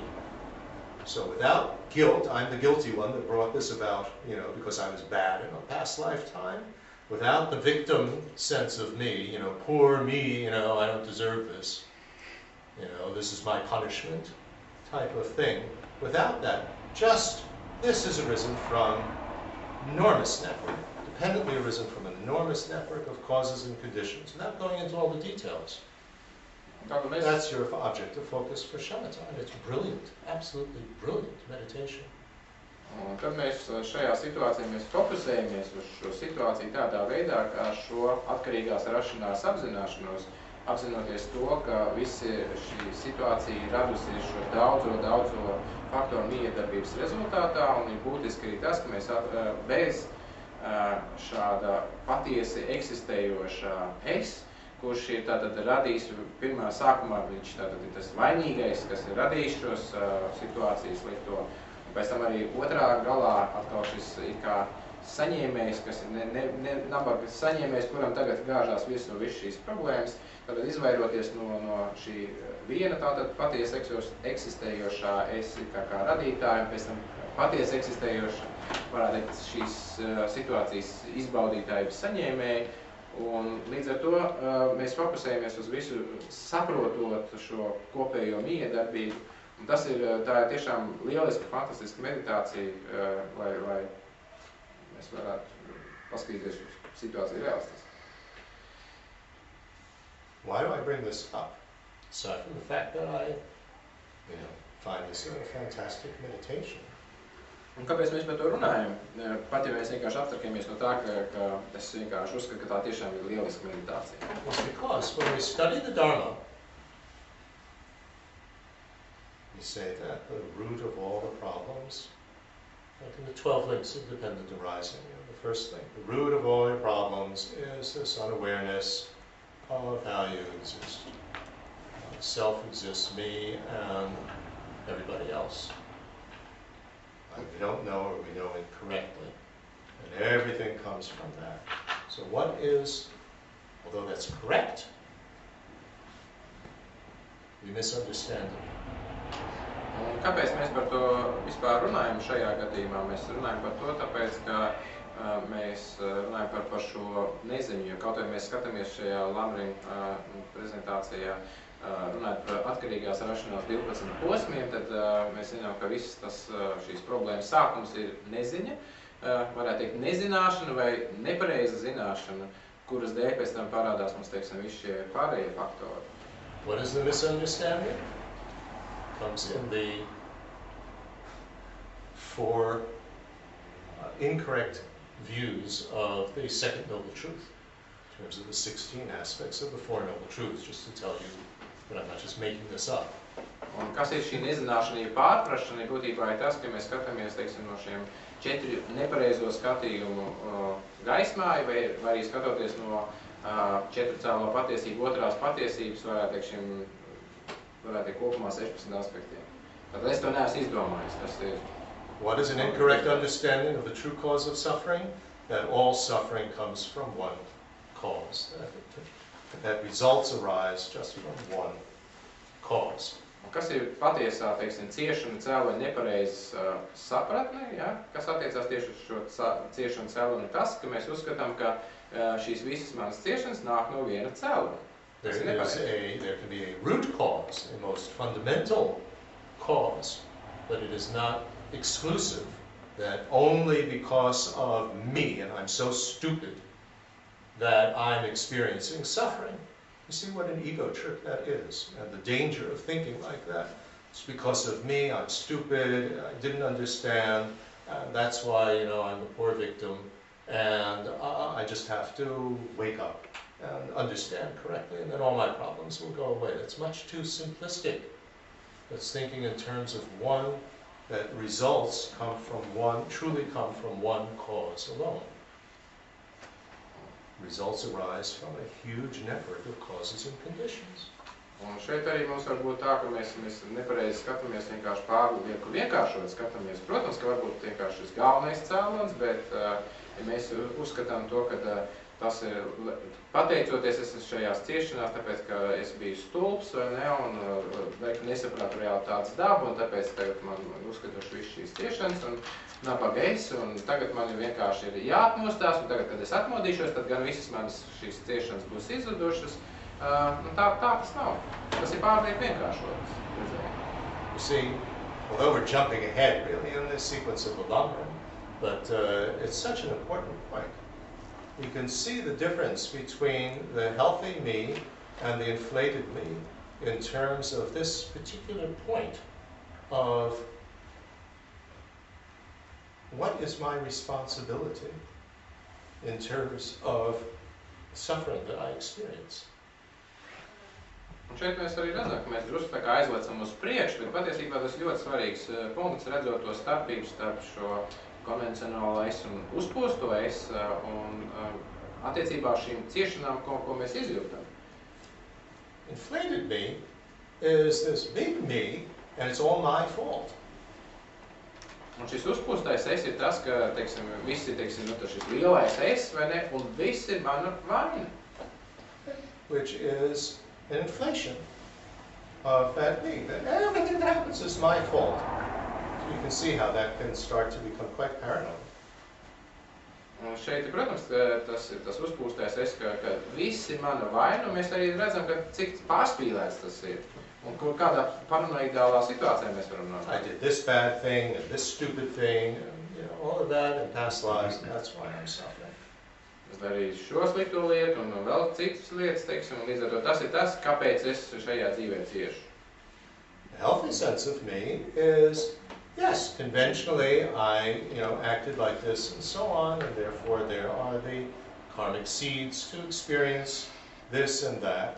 But there are the zillions of others, causes and conditions that are involved. So we don't inflate the sense of, me, I'm responsible for every disaster that happens in the world. Un arī, Especially every disaster that happens to me. It's all my fault. līdz ar to mēs redzam, teiksim, It's too inflated.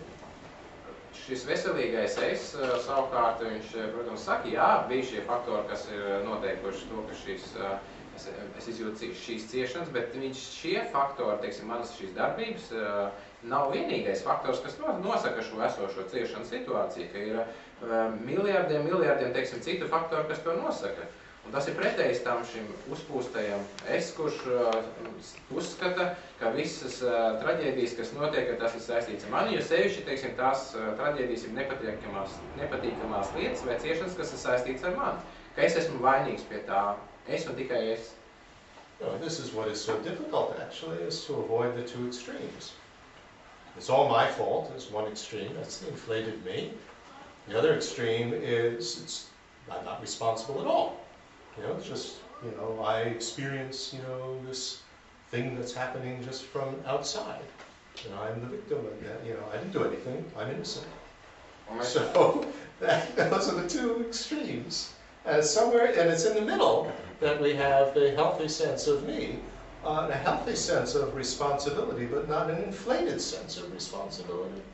Un šeit mēs redzam arī šīs divas ekstrēmās pozīcijas. Un vienas pozīcijas ir spektra galā ir tas, ka es esmu atbildīgs par visu, viss ir mana vaina.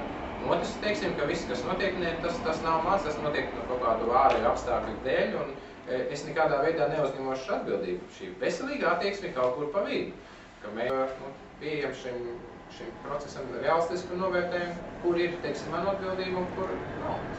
These parameters of innocent or guilty are really not, appropriate to the whole Buddhist explanation. Very interesting, actually, when you think about it, how we get our misconceptions by superimposing onto Buddhism certain things from our culture, which are coming from our sense of law. Guilty or not guilty, guilty or innocent, it's irrelevant. Līdz ar to, teiksim, šie koncepti nevainīgs vai vainīgs patiesībā nav piemērojami šai budismu situācijai. Un interesanti pat paskatīties, kā mēs esam, it kā ienesam iekšā budismu šajā iztirzāšanā, skatījumā, to kulturālo faktiski mantojumu no citas tradīcijas, kur ir šis faktiski vai tātad vainas apziņa, vainīgums un nevainīgums. Līdz mēs skatām uz nevaru un tā. I apologize for taking all the time with one question. There'll be time for questions in our other sessions, but your question leads to very important points. Very good question. Jā, ļoti labs jautājums, Kārli, bet es atvainojos par to, ka es aizņēmu visu atbildot uz vienu jautājumu, bet šis jautājums noved pie daudziem ļoti svarīgiem punktiem, un līdz ar to būs arī vēlāk citas sesijas, kurās mēs varēsim uzstādīt jautājumu. And I think it also helps to give an introduction to what are the differences between a healthy sense of me and an inflated sense of me, if we look at it from the point of view of responsibility for what we experience.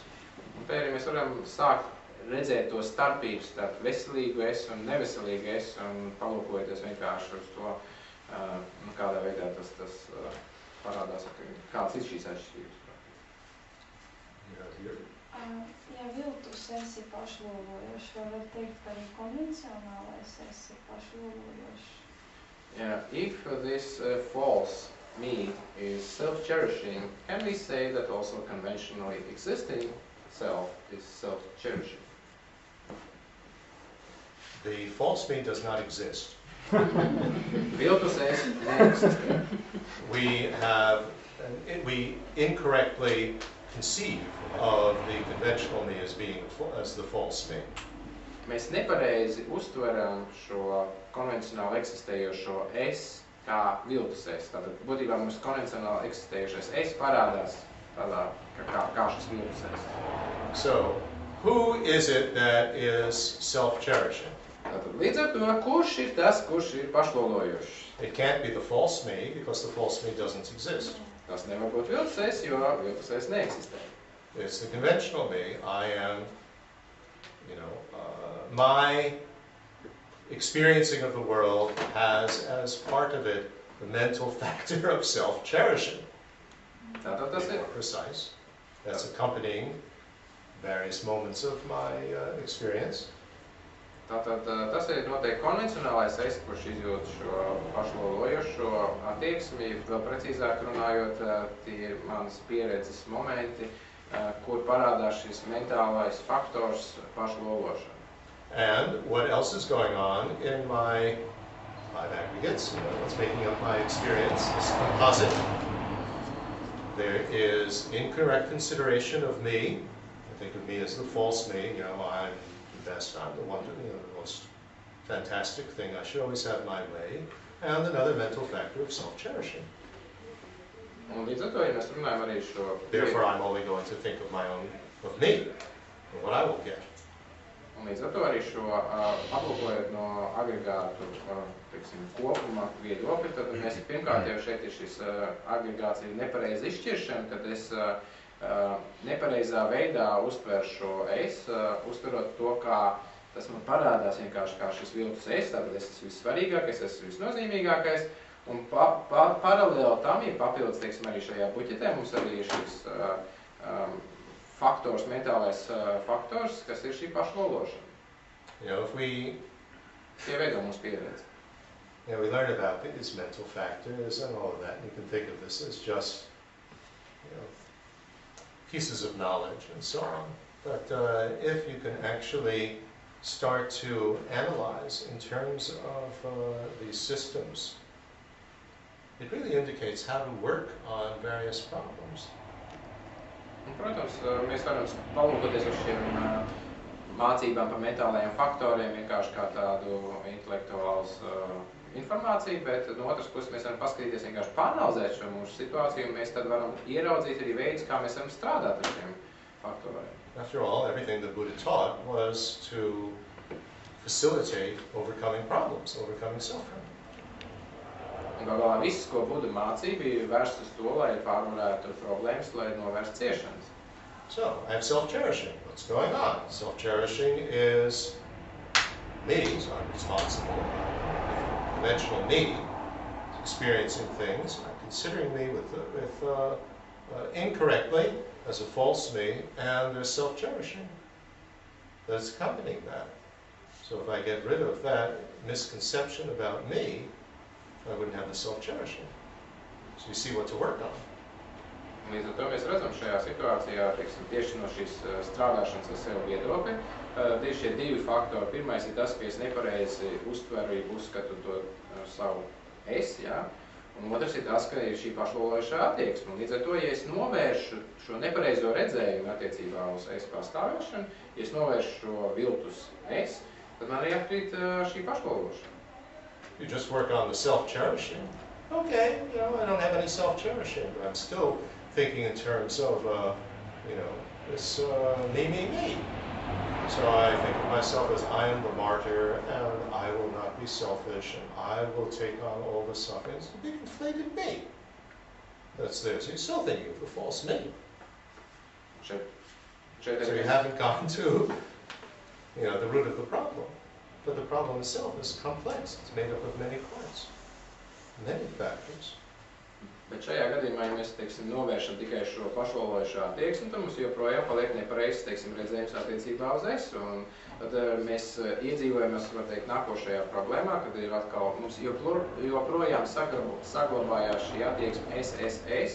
Un šajā gadījumā ir tas, ka mēs uzskatām, ka es esmu tagad šis moceklis, es tagad es novērsīšu šo pašlološanu, un es uzupurēšos, un es rūpēšos par visiem pārējiem. Patiesībā gala rezultātā, ko mēs esam uzpūtuši atkal šo tas ir atkal šis pārforsētā versija. You see, the misconception of the self is the root of the problems. So there's a big difference between, this is the root of the problem, so if you want to cut down the plant, you get rid of the root. The big difference between saying that and saying the root is the only cause for the plant. The plant is grown with many, many conditions and many circumstances contributing to it. The soil and the rain and the weather and so many things are there. But if you want to get rid of it, you have to eliminate the root. And this is how we understand, dealing with unawareness or ignorance about the self in a conventionally correct way, not in the sense that, well, that's the only cause and I'm stupid and all of that. Un šeit, protams, šis nepareizais redzējums ir visu šo pārējo nepareizo attieksmi cēlonis, un varētu teikt, tā ir sakne. Un līdz ar to arī mēs varam iedomāties tā kā situācijā ar augu, lai novērstu šī auga augšanu, lai iznīcinātu augu, tad mēs iznīcinām viņu saknē, bet mēs arī redzam, ka ir šī starpība, ka mēs nesakām, ka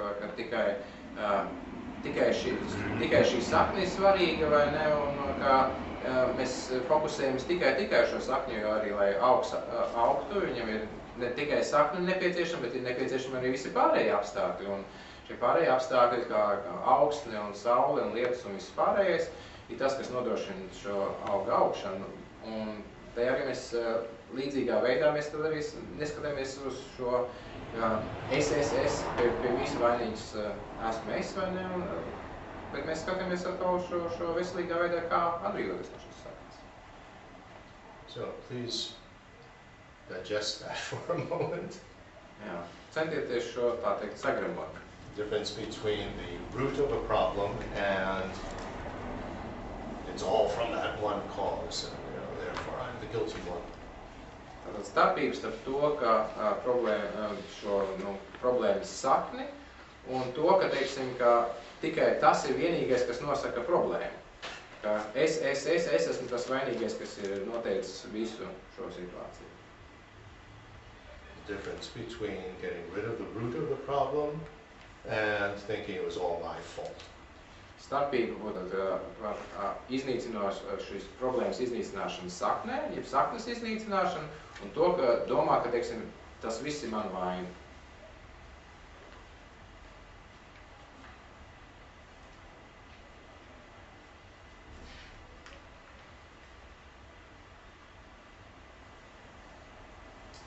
Tāds jautājums, vai mēs varam kaut ko piedzīvot tā, ka mēs paši neesam radījuši cēloni. The question is very karmic, can we experience results of the situation or where we haven't produced causes?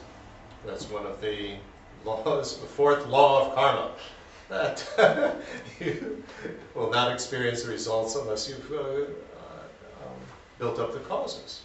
Tas ir viens no 4 karmas principiem, ka mēs nevaram pieredzēt rezultātus, kā cēloņus mēs neesam radījuši. That would be, if that were so, that would be this extreme of I'm totally innocent, I didn't do anything. So why is this happening to me? So that's the extreme of being the victim. Ja tas tā nebūtu, tad mēs nonāktu tajā ekstrēmajā situācijā, ka es esmu upurs un man te kaut kas ir uzkrīts virsū, pilnīgi nepelnīt, es nebiju vainīgs. That's the nihilism extreme. Tas ir nihilisma ekstrēmā pozīcija.